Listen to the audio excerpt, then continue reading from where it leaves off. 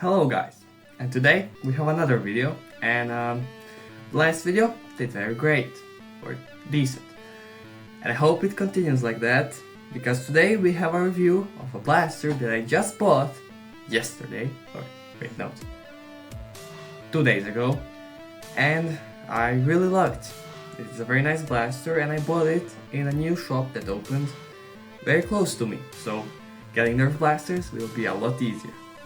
Either way, this is one of my more favorite blasters, and honestly could be in my top 5.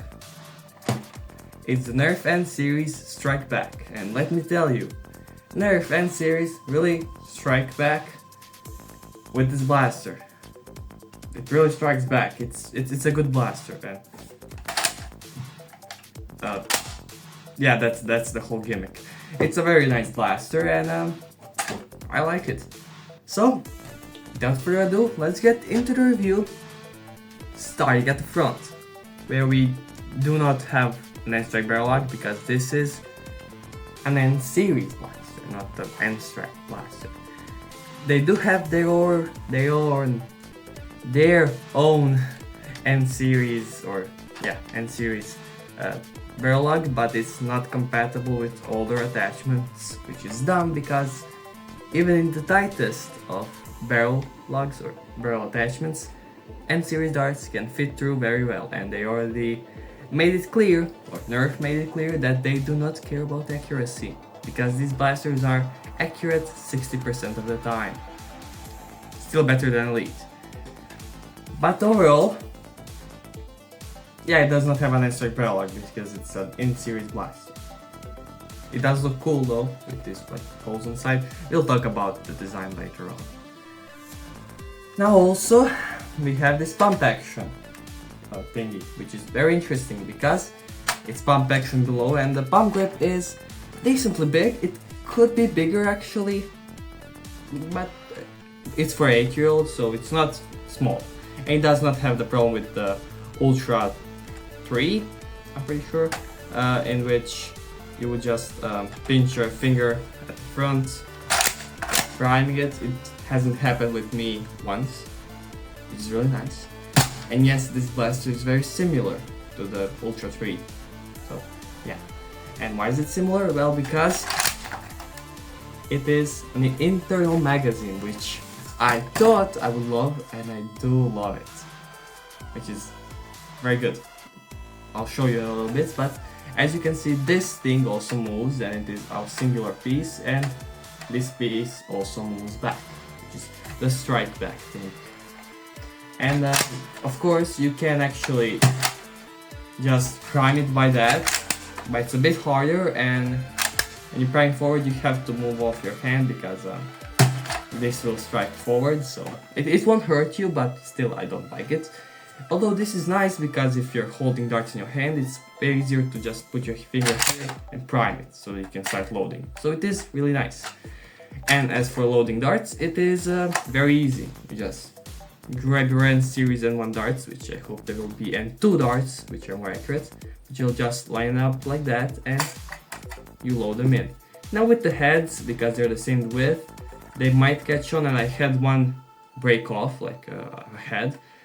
It wasn't a huge problem, and heads of the N-Series darts do break quite often, but it's not awful. One issue I do have with it, if you accidentally move this down, yeah, then this happens. See right that? Yeah. Thankfully you can still remove the dart by just tipping it off to the side and moving this forward, but it is a slight issue. But with this kind of breach system, it is hard to avoid. You just have to know how to use the blaster. But besides that, it is very easy to load, and it is very fun to just shoot like that. And while we're doing with that, the prime smoothness is very nice. There is a single stop back here, which you can feel, but generally you don't. Then you have a click, and forward you also have the stop. After that, yeah, it is smooth-ish. Then you have your tactical rail, which is compatible with Nerf blasters. You have the 3 dart slots for your N-series darts on both sides, as you can see. And it does hold your darts decently, but they are wobbly and they can slide around. I haven't had them fall off, but I haven't used this blaster in an actual war with my brother, so I do not know, but I wouldn't trust it too much. They do not indent the darts though. You also have that same kind of storage in the back, although because this is built in, it does not wobble. You might be able to take them out. I have not been able to. You probably can't, but honestly just decide if you want to put it in or not. I did because it's storage for your darts, and that's very nice to see on a blaster. But yeah, total 6 or 3 here, 3 here, and then 3 here and 3 here. So a total of 12 darts on board and 6 darts inside, which is pretty nice, and they give you just enough darts to fill your blaster and the both storages, which is really nice, considering that these darts are definitely really cheap for them to make. Down to the grip portion and the trigger. The grip is honestly nice. It isn't anything crazy, it does not have any finger grooves or any kind, and it is a angled grip, but it's really nice. I do like it. It's made from the sorta cheap plastic, similar to the one on the pinpoint and on the double punch for the grip, but the double punch does have slightly better plastic, but this plastic is more thin and smooth, while this one is thicker, which I actually like because it does give you a bit of squishiness for your grip. It does not feel bad, it just feels different. I honestly don't hate it, but they definitely do save some money. As for the grip portion, it does not wobble at all because it's a one piece. Yeah, it's one piece. But unlike on the Doomsday from Action, which does wobble because it's a dual piece thing. So overall, yeah. For the stock, it's short. It's shorter than a recon stock, which when you have this kind of blaster, it isn't as important. You can have the recon stock, which would be like a little bit longer than this, and it would be still comfy. With this, it is a bit short, and you will have to move your hand a bit down when you want it kind of like this. Like, this is the only way to use it like that. This would be preferred. So yeah. But honestly, this is completely fine, and it's similar to the Doomsday, which I will do a comparison with because they're similar blasters. So yeah. The trigger is decent. It does have a long pull and then it fires, which I will demonstrate right now, as you can see. That was very loud. I probably shouldn't have done that, but it does push back and then fire. This thing moving forward is a bit loud, which is not the best thing, but is genuinely fun. Also, on the other side we have a deprime switch, which when you prime the blaster back, which is a bit hard like that, and forward. If you press that, it deprimes it, and it also snaps that forward, because when it's back you cannot prime the blaster again. And now you can prime it back. You do have to make sure it clicks, so you can prime it forward. Also, if you move this back without priming, actually let me show you, you cannot prime it back for some reason, which is weird. Very weird. But it is very useful because, I mean, if you do screw up or get a jam, which you can't really get a jam in here without just destroying the dart, so yeah.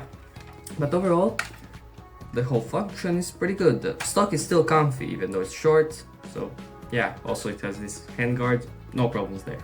One thing I will have to say, but if you have your finger out here, and if you have longer fingers like me, and you prime it, you might get it into your finger and not be able to prime. Or, yeah, that didn't prime. Thankfully, most of the times I put my finger on here or right here, and usually because I'm moving my hand a bit down because of the stock, it does not happen.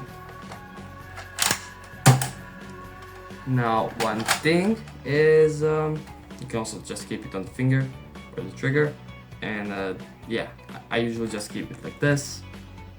Although, yeah, it's a very minor gripe and most people will not have as big of hands as me. It is a thing though. Now onto the looks and the plastic quality. Firstly, the plastic quality. It's good. This back portion of plastic is thinner or cheaper, but it is soft plastic and it generally isn't too cheap, it is just cheaper. But it's still gonna be tough. The rest of the blaster is amazing. This blue part below here, white and orange plastic, is really nice. Here you can have some flex, like, right? Here you can flex it very little. It is not noticeable and you will not hold it like this, although that is not awful. The plastic is actually really good, and that's what I like with N series. They have mixed plastic, but it's genuinely good, or at least better than most of Elite 2.0 plastic, which sucks. Besides for the Moto Blitz, Double Punch, Storm Charge, and Trailblazer, which have decent plastic. Or the Double Punch has amazing plastic. But yeah, plastic quality, pretty good, and heck yeah, we do have screws, so definitely openable, and I think you can convert this to bolt action without much issues. Also, this video is gonna be a bit long because pretty complex blaster. As for looks, I genuinely do love them. Still the very nice kit design, which is still good even if you're older. It still looks great, and honestly, even with this big thing up front, it does look like a pump action shotgun. If you were to just put this off, I mean, yeah, this looks very nice. Even with it, it looks amazing. Yeah, it's good. I love the looks. I will fire it at my pillow as per usual, and I will probably do a firing range test or firing with Pixie. Something like Coop's like firing test, where I fire some of my reviews or the latest blasters I reviewed, and just fire them outside a bunch more so you can see them working, and just to get more views. Either way, we'll now fire it. I'll talk a bit more after it, what it could do better, and then we'll end the video. So, yeah, I'll be firing the N series in one darts. Twice. One time, a bit more slowly, second time, a bit faster, so let's go!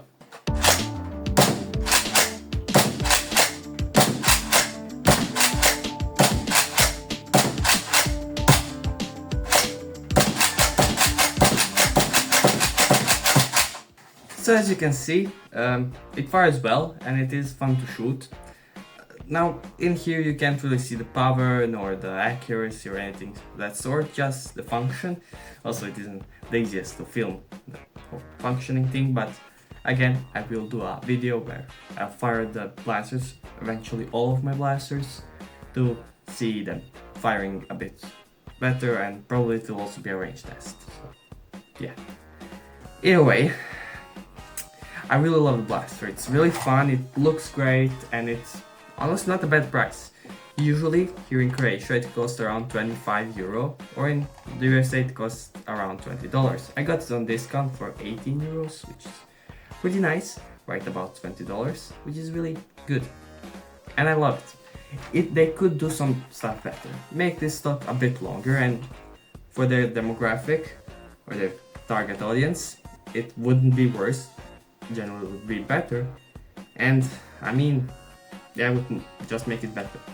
One other thing I could see them improving on is the parts with the jamming, or the thing that you can push in the dirt a little bit too much and then you can't load. It just happened when I was loading it, which is not a good thing, but it is not bad. Genuinely, I would just recommend you don't move it too much and that you prime it down a little, not like this, but down, which is generally gonna be what you do. But thankfully it's not the Shadow Storm or the lock and load design where it seals from the front and it has tendency to break and is weak. This one is really good. So overall, I love the blaster. It's great, it looks great. It's not the best performer or anything. It shoots around probably 80 FPS and hits like 50 feet flat, 70 angled and 90 with a heavy angle, which is fine. It's not the most accurate. It's a flanker and I love it. And if you like it too, you can of course go buy it. I mean, if you have questions where you can find it, just put them in the comments. I do not live where most people do, that much find videos, so just ask me in the comments. It's totally not gonna help me with my algorithm. But either way, I hope you like this video. It is a bit longer, because it kinda has to be, if I want to get all of the details. Of course, you later down the line will probably see an updated review, because I do not have that many blasters to review as others do. And also just to see if something happens or anything. So far I haven't really tested the Omnia. I was working a while, so I can build a PC eventually. And also I just don't feel like shooting them because I'm very tired. I have been shooting them a bit more in the last videos.